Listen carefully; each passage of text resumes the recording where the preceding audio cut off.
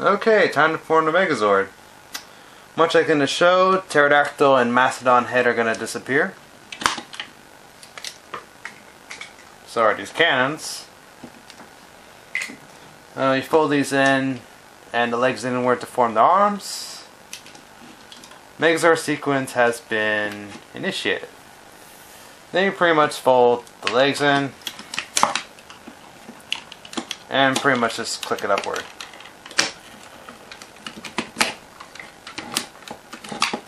Just this, right?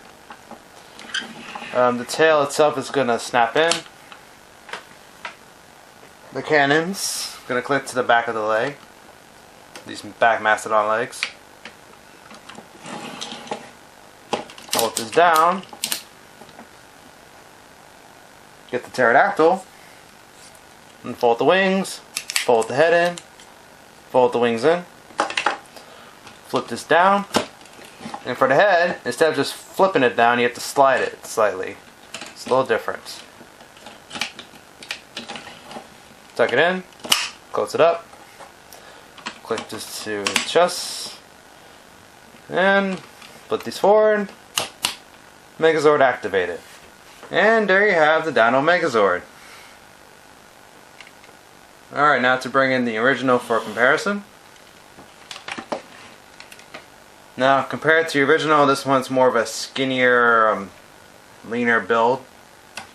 Taller.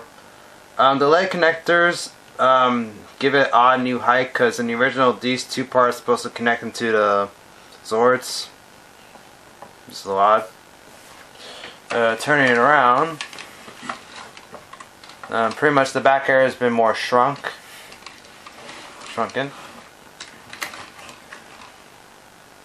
Alright, articulation. The arms are pretty much the same. Go upwards. Though it's more tighter on this than the original. And if you want, the fist can go in like that. Now the legs are a bit different, definitely. Because of the new connectors, these parts can now rotate slightly. So you can get into those poses. Couldn't do that with the original. Also, you can bend it forward at the knee. Get this odd kick. However, for the full leg, because of these wing panels for the pterodactyl, you only can go up to that height. Whereas the original, you can bring it all the way forward 90 degrees.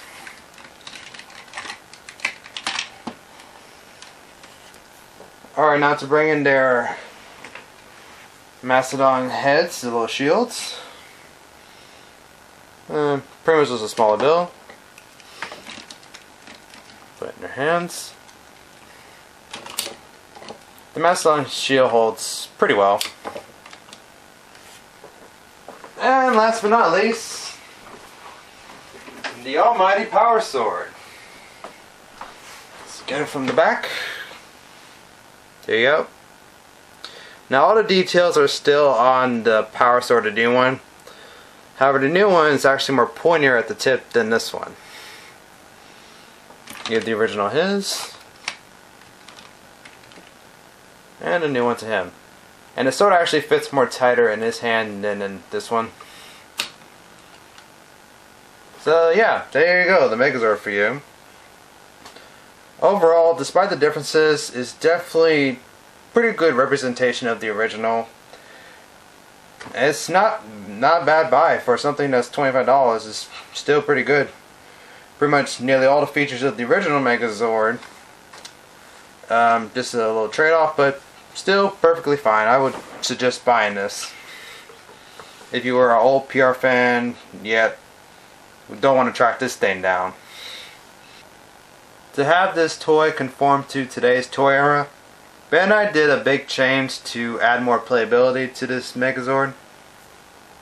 Aside from the new leg connectors, the arms can also come off, and you can substitute these limbs for the Dino Cycles or the Zord figures that come in this toy line, and pretty much just make up your own Zord.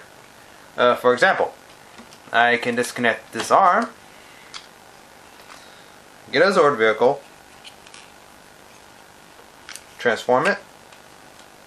And with here, connect it to the Megazord. And there you have a new mode for the Megazord.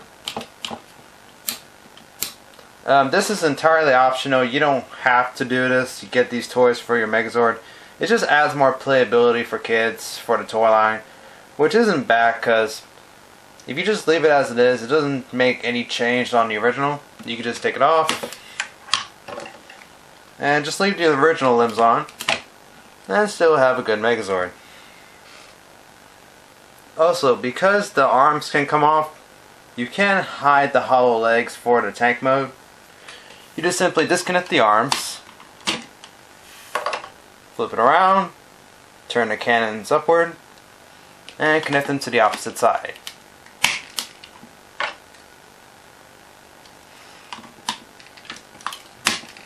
And now the hollow legs are hidden, which is good. Just you have to switch them back if you want to form Megazord mode properly. This ends the Dino Megazord review. Thanks for watching and have a good night.